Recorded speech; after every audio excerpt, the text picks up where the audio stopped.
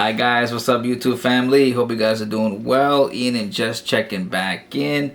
Hope you guys are one step closer to your dreams and goals. Hope you guys are falling in love. So guys, today's video is pretty disgusting. It made us really sad. It made my wife uncomfortable. It made me uncomfortable. Let's look at this clip really quickly here about Shiek Uthman, this disgusting human being, and the Muslim Lantern, these two rapists. So now regarding the hijab, because hijab it can be a sensitive topic, sadly for some people. Some I think it's very some simple. of our sisters. Yeah, it's a part of the religion, a part of the deen, subhanallah. But it can be sensitive for some sisters. So we wanna look at what some of them say. For example, they say, okay, the men are just focusing on the hijab, telling women to wear the hijab, this and that. We're going to talk about the importance of the hijab from an Islamic perspective, and also this idea: is the hijab born for men? Is the men are telling you to wear the hijab? Is it because they want you to wear the hijab? What's going on here? Look, first thing, I don't see any of these sensitive, right? We're Muslims. Absolutely. What does Muslim mean? Yani aslama, we submit. When we submit, it's no longer what I like, it's what Allah orders. Absolutely. It's not about what I don't like, it's what Allah has made haram, right? It's not about what makes sense to me or what's scientific or that. قال الله وقال رسول عليه الصلاة والسلام. Allah subhanahu wa ta'ala honored the Muslim woman with the hijab. If you look at Christian tradition, and you know from the Bible, or if you look at Jewish traditions, the hijab was tied to man's authority. In the Jewish tradition today, a woman doesn't wear hijab until she gets married. And from the authority of her husband, she covers her head. If you look at even the New Testament, the verses about the hijab are to show the man's authority on woman. And if she doesn't, then her head should be shaved. And if it's not shameful, then she should be covered. But that's not Islam. In Islam, the hijab has nothing to do with men and their authority. Meaning, if you're not married, hijab is still fard on you. If you're married, hijab is fard on you. If you're divorced, hijab is fard on you. If you're a widower, and all so on. So, hijab is really a concept in the Quran that's shown to honor a woman, right? To show her a woman of honor. Look, let's be honest, right? I mean, forget sensitivity, forget cancel culture, forget everything. Let's just be straight, right? If we walk down London and we put a woman in a bikini, in a tight, dental floss bikini, every straight man that looks at her is judging her and lusting over her physical appearance. That's just honesty, Now, some men may be able to control it, like a good Muslim man controls it, but that is a natural desire that men have. And any man that tells you that he doesn't is either gay or lying. That's just the reality, right? Now, control is something different, right? When you see a woman in hijab, in abaya, in khimar, in niqab, in gloves, you cannot judge her on her measurements. You cannot say, this chest and this waist and this. Now you have to respect her for herself, for what comes out of her mouth, from her knowledge, from her piety, from her, this honor and this respect is right away. And you'll see it even amongst kuffar. Even a kafir man, even for whatever sense he may have a hatred toward Muslim, whatever, but you will see him acting in a respectful way, even if he's harmful, in a respectful way, the woman in abaya and hijab and things. Why? Because that is an honor that Allah gave to the Muslim woman, right? When we look at Western media, they played an amazing trick. They played a mental game, right? Vicious men like Weinstein and Epstein, interesting, they're all Steens, coincidence. They used these ideas to harm women. They told women, we want to liberate you. You're backwards in these skirts and these blouses. We want to take you out of that. But what did they do? They took them out and then they attacked them. And they used them as bait. They used them as blackmail material. They used them as a way of fulfilling harmful desires and in illicit ways, and then crushed them. I mean, if you look at some of the psychological and physical, it has nothing to do with men and their authority. It's got nothing to do with your husband or your father. It has to do with you and Allah.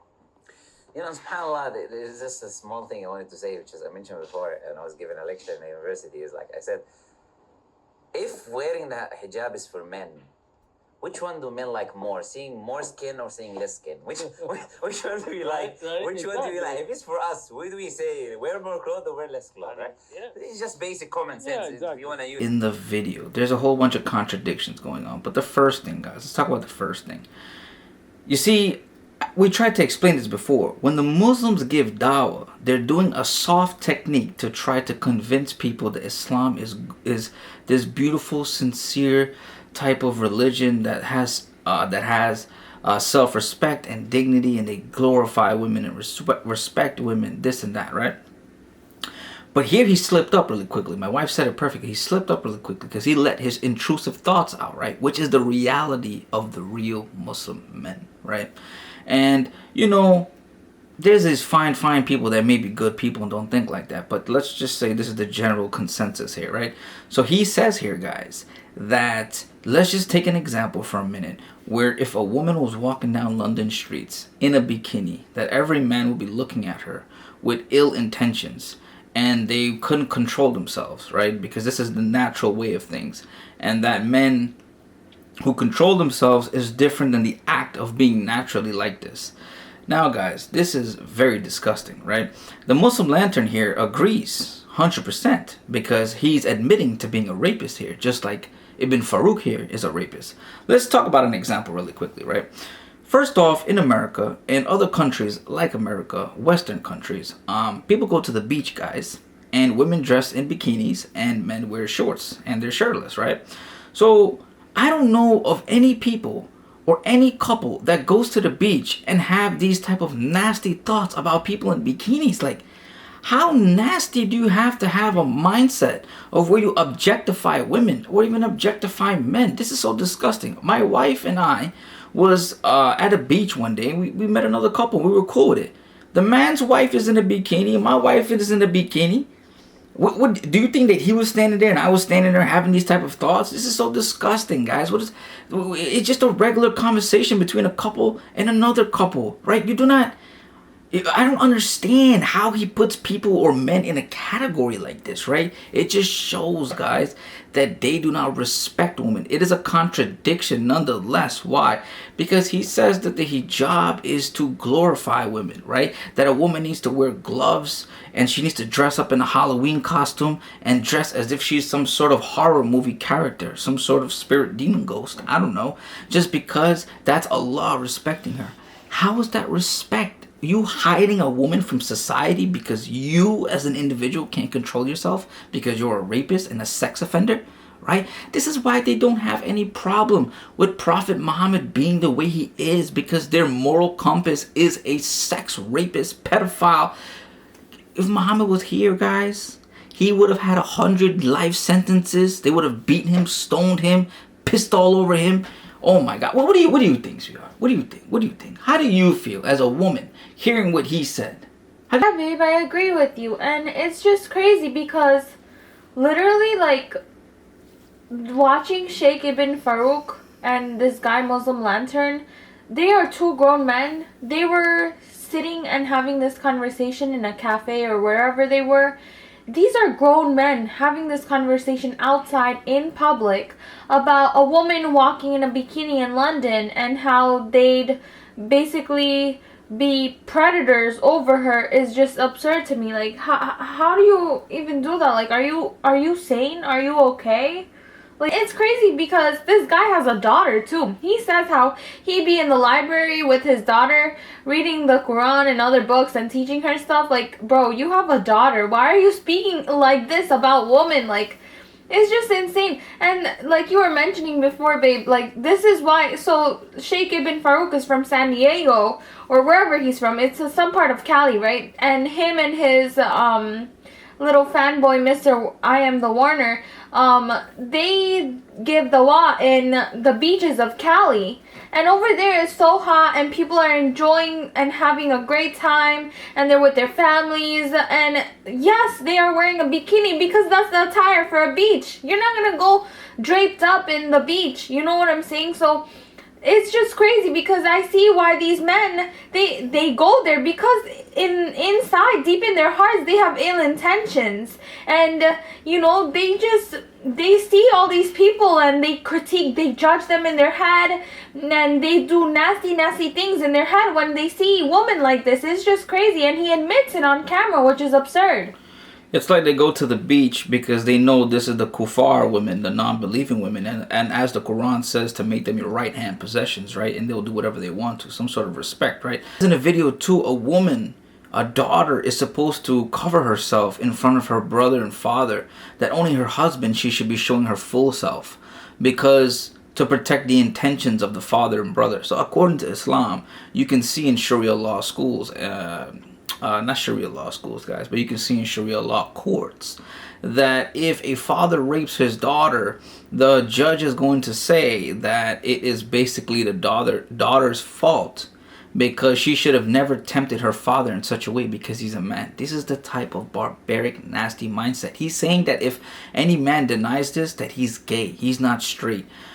He must understand that there's real men out there that have class, that have morality, and that does not have a mind that's purged with wickedness, right? Just like how Jesus is our perfect example, the cleanest, virtuous, purest being that we follow, the God himself. They don't have this. They have Muhammad, and they know him from A to Z, and they love it. Now think about it. The Quran allows Muhammad explicit sex rights to marry and have sex with everyone. The hadiths say here, right? They say in the Quran that women have rights similar to men, right? But how come in the hadiths it says here, if a woman denies sex with her husband, that the angels will curse her the next morning?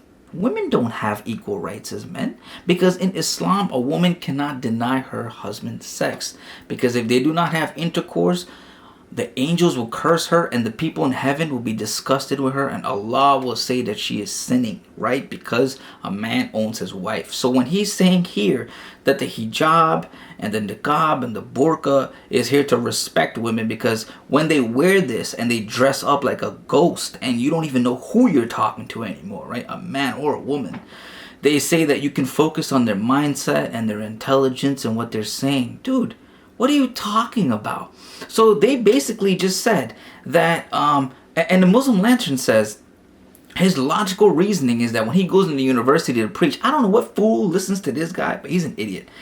He says that, oh, wouldn't men want to see more skin on women? Why would they want to cover up women, right? Why would they want that? So how is the hijab for men? Guys, according to the hadiths, Muhammad went outside, saw a woman. He was so aroused, he said that the women are the devil because they arouse men and they make them advance in such a way. What did he do? He ran back home and raped his wife while she was tanning. Imagine that, guys. Do not imagine that. Do not do that. But what I'm saying is, think about the fact that she was tanning leather. She was literally working, sweating in a hot day, being a good, obedient wife. And this nasty camel piss Satan bastard ran over there to release himself because he had a sexual fantasy about another woman. Right? So you tell me the man they follow, is this a good man? This is who they follow, a rapist. And he has the audacity, guys, to compare regular men to Jeffrey Epstein. And why women shouldn't dress the way they do because of men like Jeffrey Epstein. Guys, Jeffrey Epstein is a sex trafficker. He is the cartel of sex trafficking. Well, not no more because he's dead, so to say. But how can he compare the two, guys? You're comparing cartels and sex traffickers to regular decent men on the street that literally don't have this type of mindset? What type of extreme outlier type of mindset is this? But this is the people you're around. Women, run for your life when you see these people. Just remember, if you're a liberal woman and you think, oh yeah, Islam is, you cannot say this about people. You don't even know what they have in their mindset against you because you're a kuffar, you're a kafir, you're the non-believing woman.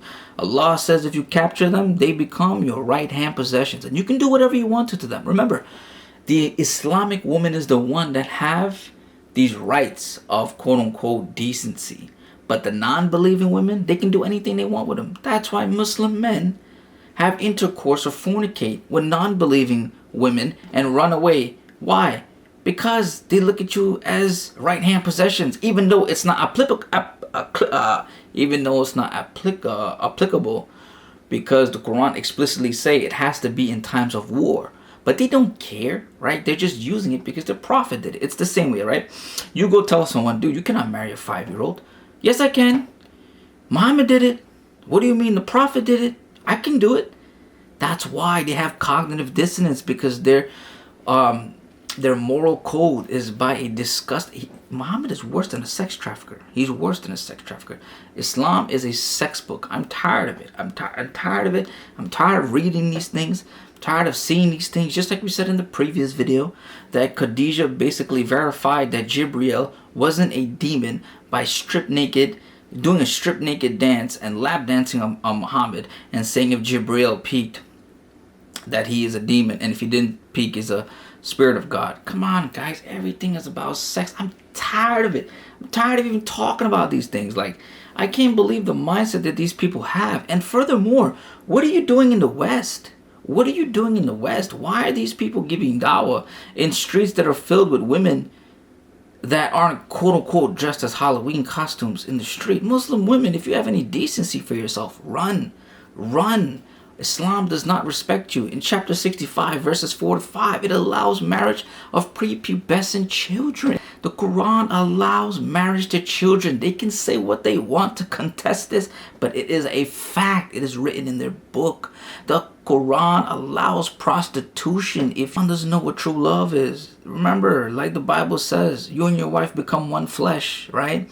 And there is no room for that in Islam. You cannot have multiple wives. That's not love. Love is between a communion between two people. You have a soulmate. You have a twin flame. Your partner. The person you want to be with in the afterlife. This is why suicide bombers exist, guys, because they're waiting for houris. Like, come on, why? Like, he's talking about respect. Bro, what about all the houris that you're going to be waiting for in Islamic whorehouse heaven? They're talking about fair maidens with big breasts and you're going to have rivers with honey and milk and wine and water. And you're going to have all of these pure maidens, and women won't be vile. And your wife becomes second. Islamic heaven is a whorehouse. And all Islamic men defend it by saying, yeah, Allah knew what men wanted. What do you mean Allah knew what men wanted? Any real man just wants his wife. What are you talking about? 0.2K likes in this video. He says, oh yeah, the two Dawah kings basically, Shiek Uthman and the Muslim Lantern, every disbeliever's nightmare. No, these two are every woman's nightmare. These are rapists. These are monsters. And they admitted it. And just because you're straight, they're saying that people need to go harass or have ill intentions against women. This is that little boy mindset. These are not men. These are monsters. These are wolves in sheep clothing, guys. Wake up, guys. Wake up. Just remember, I'm tired of talking about this, guys. I'm tired of talking about this sex book. Like, when you think about the Bible, when you think about Jesus, and you think about all these things, it makes me sad to sit here and have to tell you guys these type of things. We bring this content to you because it's disgusting and we want to shed light about it, but that's not the direction we want our life to be in. We don't want to sit here and talk about that or think about that or read that kind of stuff. We want to think about our life and the good things and all the blessings God will try to give us and all of you, and think about how the Bible can make us better people and how we can grow through Jesus Christ. And, you know, and then you have this poison on the right-hand side that pollutes your atmosphere, pollutes your mindset, and irritates you and agitates you. And sometimes it just gets me tired just reading the Quran and reading hadiths and hearing these things. And I'm like, yo, this is not what the point was, right? But nonetheless, guys, hope you enjoyed the video. And until next time, guys. Bye, guys. Bye, guys.